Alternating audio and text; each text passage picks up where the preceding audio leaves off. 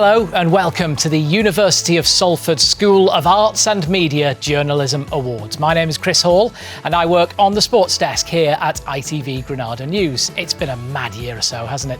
16 months of social distancing, wearing masks in classes and of course remote learning. I'm told you've all handled it incredibly well with some great work and great stories, and all that effort and talent will be recognised tonight. Now, I know you have this mantra that you mirror industry as much as you can, and I can tell you that we've faced many of the same issues that you have. We've all spent most of the pandemic stuck in our homes on Zoom calls. When we have ventured out, we've had to film from a distance, not easy during a mass protest, and we filmed mostly outdoors, so we've had a fair few soakings too. And foreign trips have become very complicated. I recently went to Porto to report on the Champions League final. I had to take an emergency COVID test at the airport in Portugal, or I couldn't board the flight home because my previous test results hadn't arrived in time. I was only abroad for 36 hours, but needed to take 4 COVID tests just to be allowed to travel. The results for 2 of them still haven't turned up a month later. So stress is being felt by journos everywhere and by those who've been judging your work. This includes some great names from PR and journalism, including our very own Gamal. So after such a tough year, get behind each other tonight. Throw some positive vibes into the comments section as we throw to the first award of the evening, the First Year Student Award. As if starting university isn't daunting enough, you've done it during a global pandemic. It must have been the most low-key and sober Freshers' Week in history. This award is being judged by Adam McLean, a good friend and former ITV colleague, now slumming it with that lot over at BBC Breakfast. Good luck, everyone.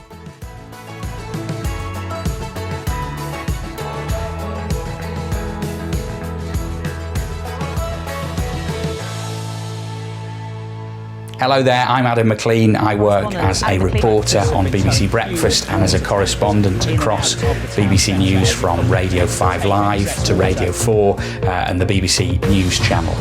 Now, I found it really difficult to choose between these entries. I honestly think that they are all deserving of a commendation, but it was just great to see such a strong start by the first years, and I'm really looking forward to see what you produce over the coming years and indeed at the start of your careers. So without further ado, runner-up 2 created a really interesting piece of multimedia journalism. Caitlin Hyam's piece about We Love Manchester was colourful, it was creative and it was interactive. Runner-up 1 shows a really good understanding of quite a difficult product of journalism, and that's the TV news package. Jessica Blackburn created a really confident and interesting piece. It was well shot and it was well edited, and I think it could work really well in any TV news bulletin. I think it was well paced and it held the attention of the viewer. On to the winner. This was someone who demonstrated a really good grasp of radio news production. It was honestly at the standard that I think it could quite comfortably run on a broadcast news bulletin at the minute.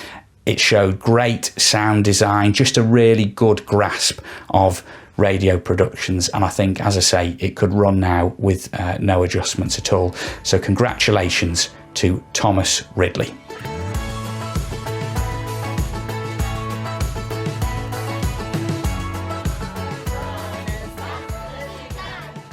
That is the sound of children engaging in a classroom activity. But new reports say that these sounds are not fully representative of what goes on in a classroom. Advice that I would give to you, try and learn from your mistakes as early on as possible.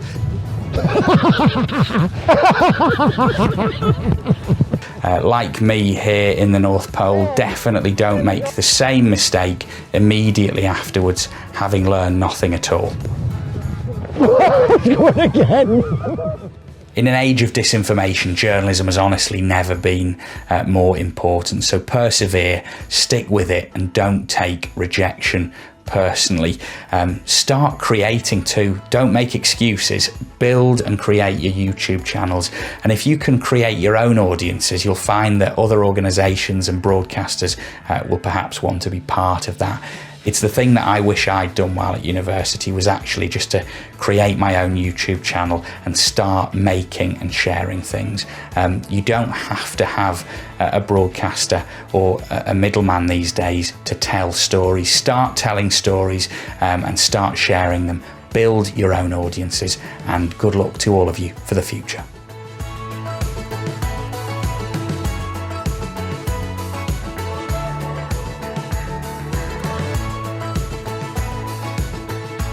Hello, it's Gamal here, and my two runners-up for the Broadcast Journalist of the Year award are Shauna Burns for The Life and Times of George Langworthy and Molly Goodwin for Breast Cancer Awareness Week, Rebecca's Story. Now, Shauna's piece was a fascinating exploration of the life of George Langworthy, his altruism and generosity.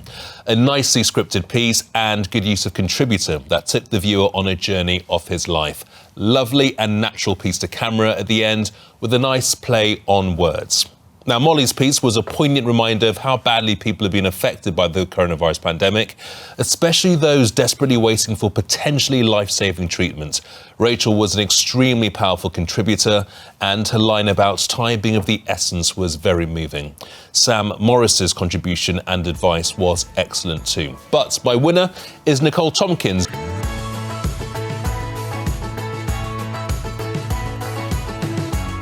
Yours was a very strong, timely piece with a superb and powerful introduction that grabbed the viewer's attention right from the very start. The facts, figures and graphic added depth to the report with a lovely bit of scripting at the end. A very well done to you, Nicole.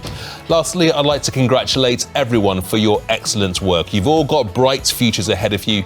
Keep it up, and I look forward to meeting you all in person.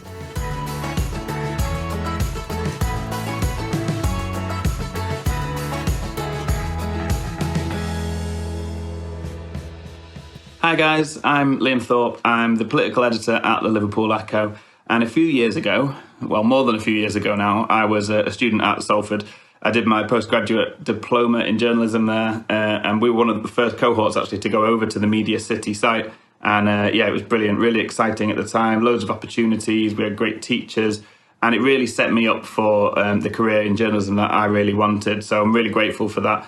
It's clear from looking at the entries for this second year award that great work is still going on at the university. I was really blown away by the quality of all of the entries, and I'm not just saying this, but any of them could have actually made it into my top three. That they were that good, covering such a broad range of important issues, so much skill going on, endeavour, great interviews. And I think what makes it all the more impressive is that this was all done during the disruption of the pandemic. We know how difficult that has been for students over the past year. Your learning has been disrupted. Your everyday lives have been disrupted. You often haven't been able to go into study in class. So I'm super impressed with what you guys have produced. I have to pick a top three. I wish I didn't. I wish I could give the award to everyone. And it was really, really hard. Honestly, I was sort of looking at it for a good while, trying to sort of narrow this down, because that is just how good the quality was across the board. So for my runners-up, I have chosen Nicole Olivia Tompkins and Isaac Shelton. I just thought that these two packages that were submitted were extremely poignant, really well done, showed a lot of skill in editing and great interviews. And they covered really, really important and quite difficult subjects, really, really sensitively. I was really impressed with both of them. So well done to you guys. But there has to be a winner, and winning this year's second year award is Harriet Haywood.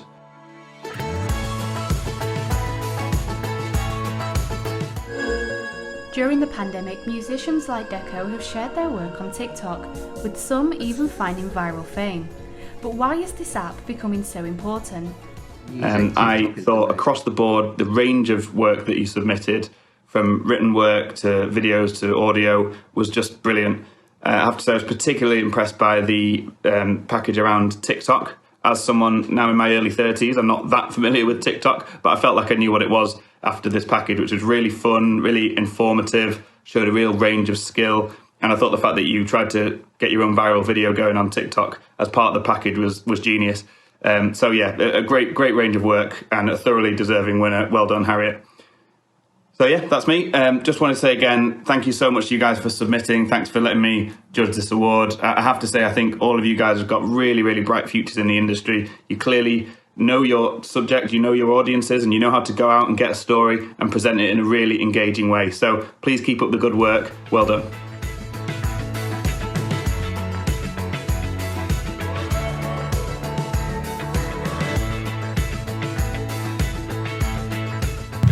Hi, my name is Janet Reader.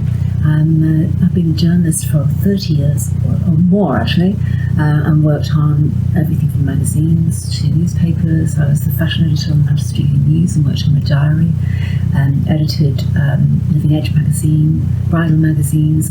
I've had a whole raft of experience in newspapers and magazines,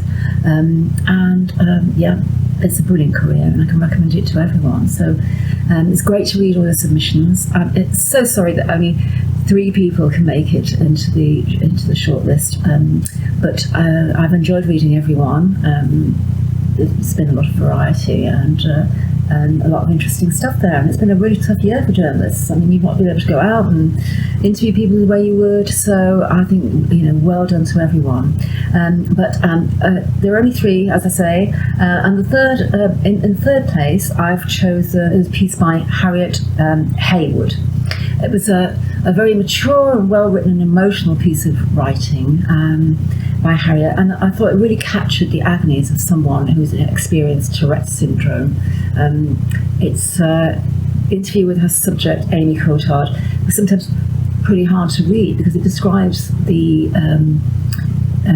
devastating effects it can have on a person and the cruelty that she faces, and she did face. Thankfully, she's overcoming her condition. But it was a really good human interest story, and I felt it had plenty of relevance to today. So well done to Harriet. In second place, I chose Arup Raja. He brought us this fascinating and heartening story of an asylum seeker who was now a Langworthy councillor and a worker for changing the community. Arup tells the story in a factual but also compelling way. And although it's like a local story, I felt it was a bigger story than just local journalism. So that's the reason I chose it. So well done to Arup. And finally,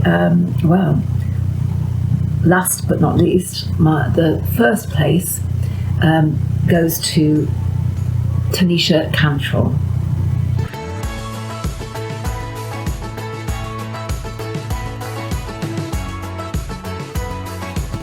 I thought this was a great feature as it described a little known condition called premenstrual dysphoric disorder, a PMDD, and its effect on various women. I thought the structure of the article was good. I like the fact that Tanisha had included some statistics as well as interviews with people who suffer from the complaint.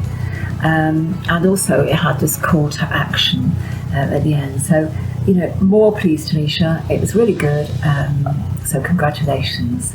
But I just want to say to everyone who's taken part, don't be disheartened because you are, you're the next generation coming up of journalists. You're much needed. It's much needed training, and I'm sure you will all find your niche somewhere. So I wish you all the best of luck. Thank you.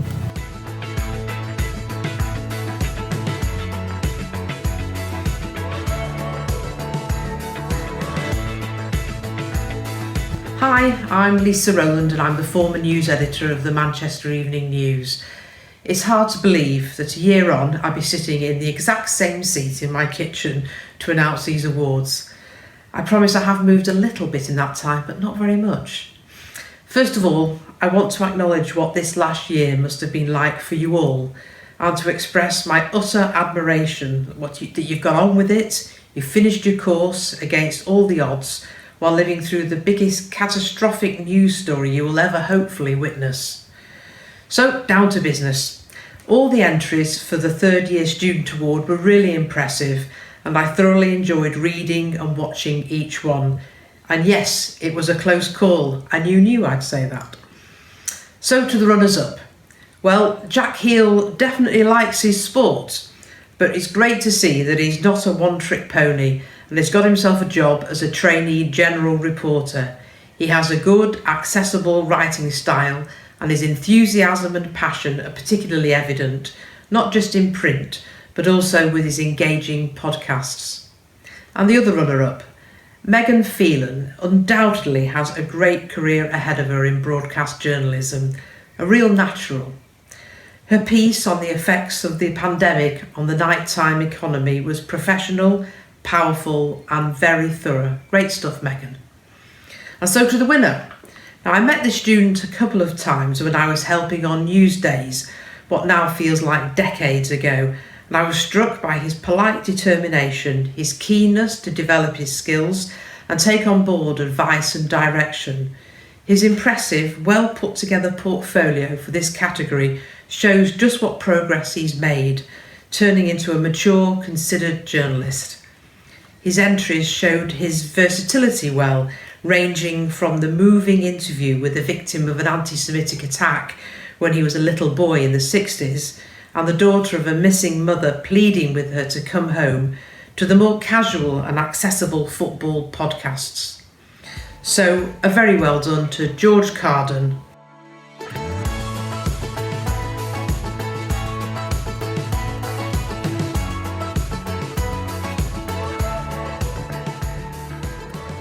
And the best of luck to him and all the other students in the exciting careers that lie ahead.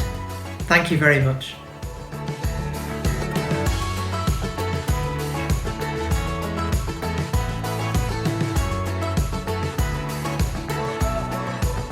Hi everyone, I'm Mark Waugh. I'm a former staff photographer with the Manchester Evening News. I just want to thank everyone for having me judge your Photojournalist of the Year awards.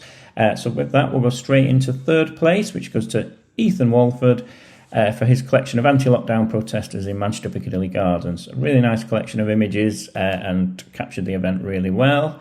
That takes us to second place, which goes to Jodie Rebecca Smith. Her anti-Tory protesters in Manchester Piccadilly Gardens yet again. It was a much smaller collection of pictures than Ethan had done, but she managed to get some really nice pictures from the event. The one that stood out for me the most, and I must be careful how I pronounce it, is the person wearing the Bun the Tories t-shirt. I think if you'd have taken a little bit of extra care with the poster that said Northern Grit and the young lady with the yellow hair, I think you could have had some more really striking images and possibly got yourself a bit closer to the number one spot, which this year goes to Natasha De Jesus Piers.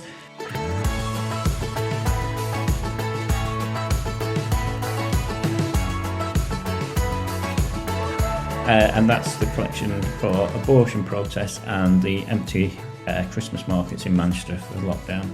I loved the This Is War picture. I thought it was great. I really liked the group shot you did of the protesters next to the tram. Group shots can be seen as a little bit boring, but I think you managed to capture something quite nice in them all. It showed a bit of camaraderie. It was really nice and composed. I thought it was just quite a nice, simple, pleasant picture, which was great. The picture that I really, really liked, so much so I kind of wish I'd come up with the idea myself, was a picture of a mobile phone showing the busy street scene of the Christmas markets the year before, and behind it you could see the empty streets, because obviously we had to lock down Christmas markets.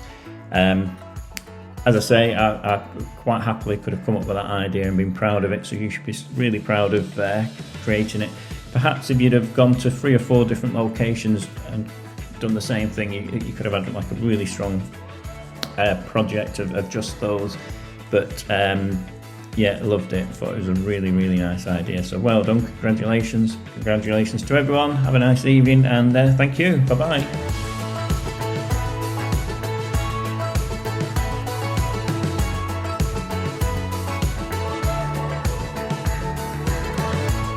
Hello. So my name's Todd Fitzgerald. I'm a news editor at the Manchester Evening News. Thanks for having me on again. It's been lovely to read all the entries again. Really high standard. And again, considering what we've been through recently, it's all the more commendable. So well done to all of you anyway. So having a look at so my 2 runner-ups are... So the runner-up, Olivia Malone. So I thought you had a superb portfolio, clearly demonstrated your understanding of the organisation that you were working for, and it was clear that you very quickly got to grasp with what they were after. I thought the messages and the graphics were really clean and clear and would be something you'd see in the industry, so great, well done.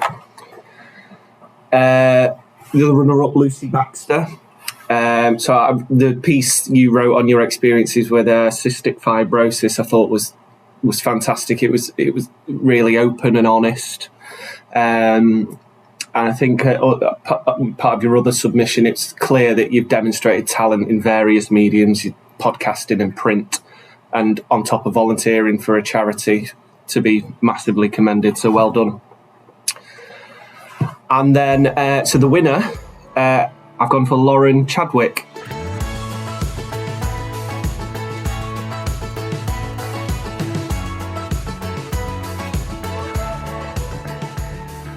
So I thought you demonstrated skill in a wide variety of formats with a great lightness of touch and great enthusiasm. The social videos wouldn't look out of place in many workplaces in a professional setting. I thought your blog post was really well written and engaging and really well presented. So yeah, well done and thank you very much.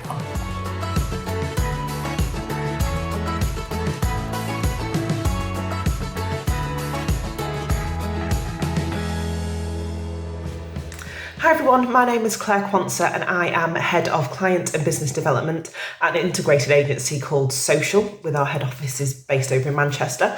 I'm really excited to be here today to be able to share with you the winners of the PR award. It's a shame we can't do it in person once again, because I really would have liked the opportunity to talk to you all directly and hear more around your campaigns and the work you've been doing, but sadly that's not possible. A bit about me, I've been working in PR now for just over 15 years, having worked on clients such as big technology companies like Oracle and EMC, to charities like St John Ambulance, and even some household consumer names like Greggs and Asda. But now I'm working more on the client development side of things, working with Social to help them to kind of drive their pipeline. So still a comms and marketing role, but I guess it's in-house. Enough about me. We're obviously here to talk about awards. And I have to say, it's been really, really so much fun to be able to watch and read the work that you guys have been doing.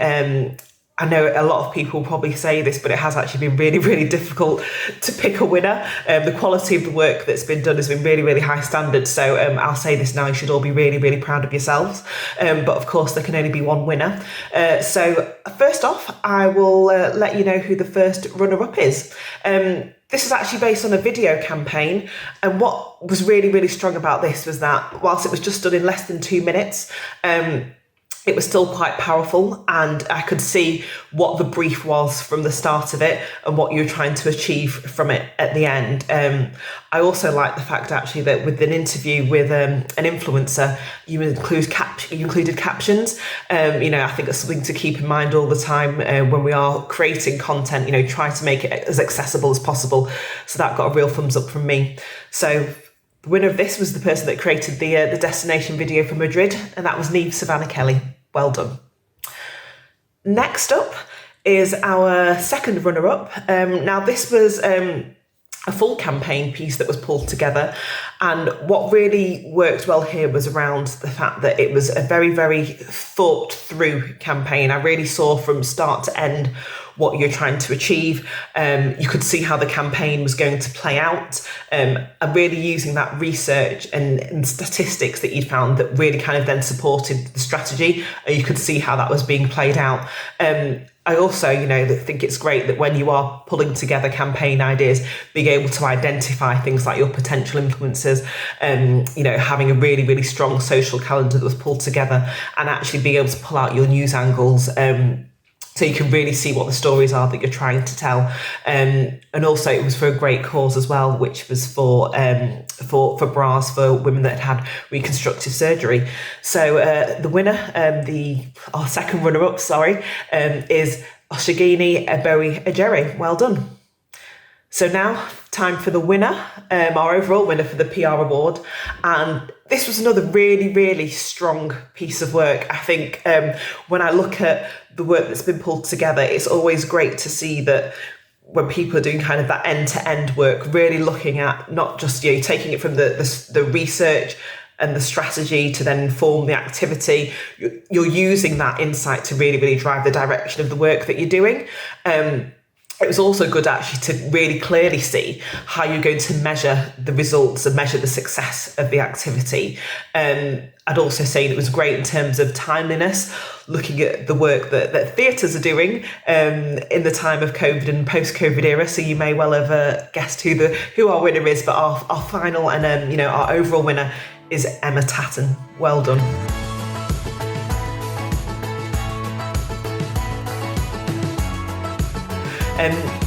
That's everybody for now. Once again, thank you all for submitting some great quality work. It's been really, really fun. Good luck with the next stages of your careers. I'm really excited to see where you're all going to go. Take care.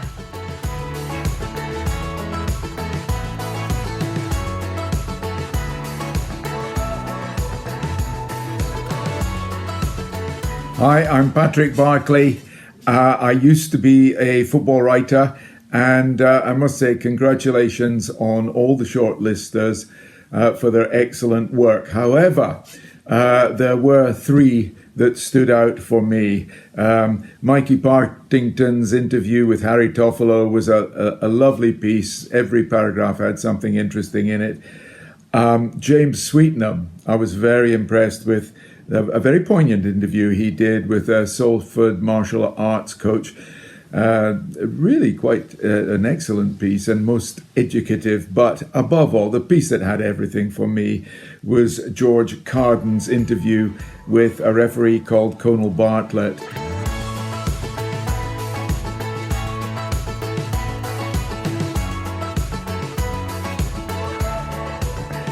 Absolutely brilliant technique, the way you were drawn in. Even somebody not interested in football would have been drawn into that piece by the intro about what would you do to earn a little money over the weekend. And anyway, it went on to become an interview that taught me an awful lot of refereeing, about refereeing, and indeed entertained as well. So my winner would be George Carden.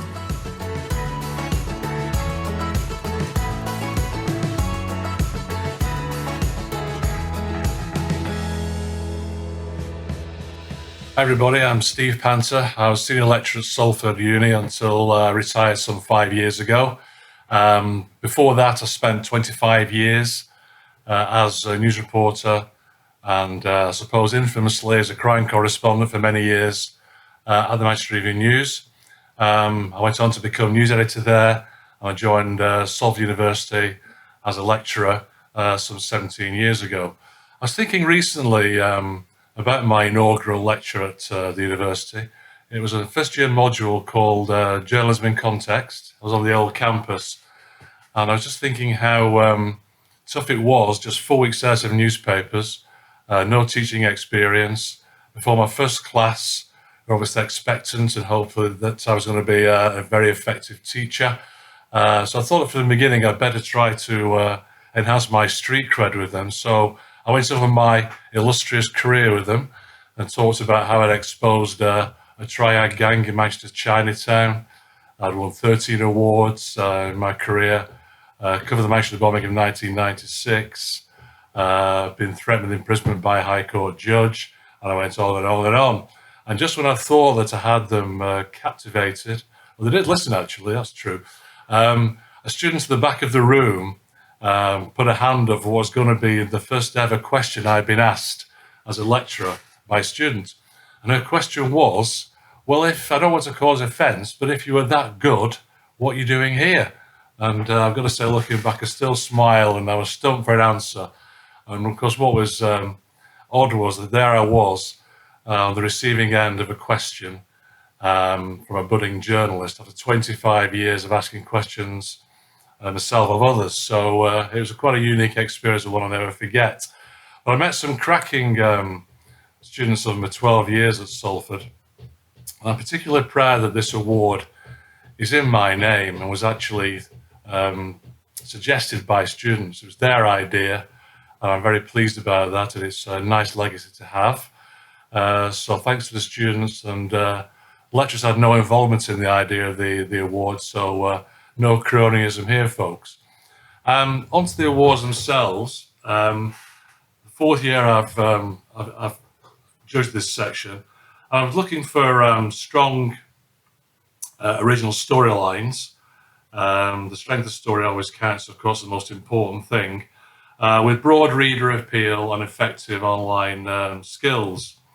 Over the last 4 years, I've seen the progression of multimedia teaching and learning at Salford. And so all credit to you, the students, and also to your esteemed lecturers who I know have worked very hard to enhance the online journalism platform at Salford, and it's great to see. It really does show. On to the awards themselves. Of course, 2 runners-up and one winner. One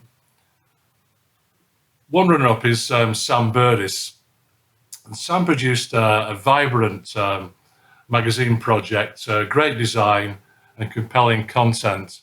And the core really was how COVID had caused some devastation to Manchester's entertainment industry. And it also comprised a cracking strong interview with an entertainment entrepreneur from Manchester. And Sam had a really nice turn of phrase here. We call the powerhouse entertainment industry was now what he called the in battery saver mode. So it was a cracking read, and congratulations to Sam. My other runner-up is Lydia Horton. Now, Lydia has her own YouTube channel, and her interesting angle here was how young Christian preachers have been forced again by COVID to take their message onto TikTok and to spread the gospel. And as a result, I've seen their following multiply. And there's great use of video here with the written word, and it was good stuff. Compelling read. I enjoyed it, and again, congratulations to Lydia. Number 1 is Faye Seeger.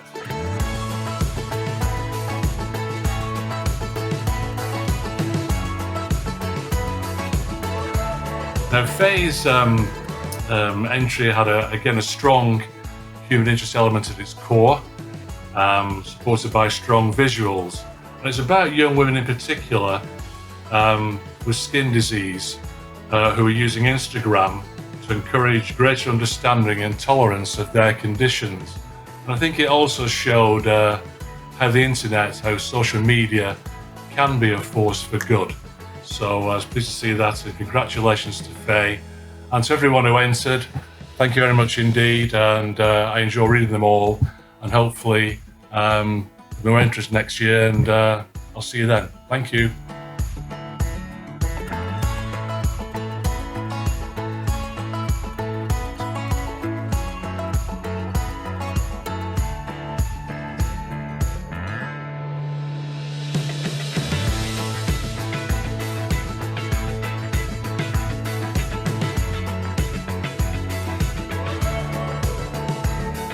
Hello everyone, it's Sarah here, Sarah Eyre. So this is the second year that the Journalism Awards have taken place virtually, and the fact that we can all congregate here this evening, albeit remotely, is thanks to a number of people, and I'm going to start off by thanking those people.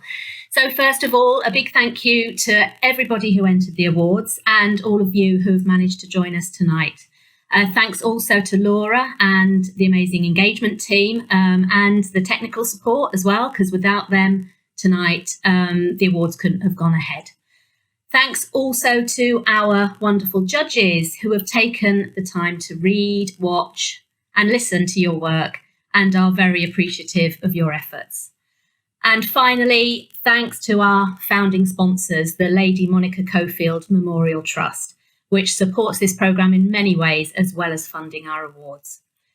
The Trust contributes in particular to our final award, the Eddie Lowy Award for an Outstanding Student. The recipient is nominated by staff who consider a wide range of contributions when making their choice. Contributions to our journalism community and to the industry, as well as to formal modules. We also look at not only at existing achievement, but also for a student with potential to make their mark in the industry, a rising star. This year's recipient of the Eddie Lowy Award, Olivia Mullally, has demonstrated her commitment and dedication to the BA journalism programme right from the very first start of her first year. In fact, you could even say that her enthusiasm for the course began even earlier than that. I remember seeing Olivia at multiple open days even before she'd applied to join the journalism broadcast programme. Since then, she has continued to attend numerous open day and recruitment events as a first year, a second year, and then a third year student, sharing her experiences with potential applicants, answering their questions, offering advice, and instilling some inspiration in them as well, I think. What makes Olivia stand out is her willingness to get involved, to be on hand to help out staff and students alike. She was a level 6 student rep this year, and she's a great ambassador for the university when working with external industry partners, which she has done on numerous occasions. Liv is a pleasure to work with. She has always shown a determination to learn and is ready to step out of her comfort zone to achieve her goals. The thing is, though, that she does it all very modestly and quietly. But it hasn't gone unnoticed, Liv, which is why the recipient of the Eddie Lowy Award this year is Olivia Mullally.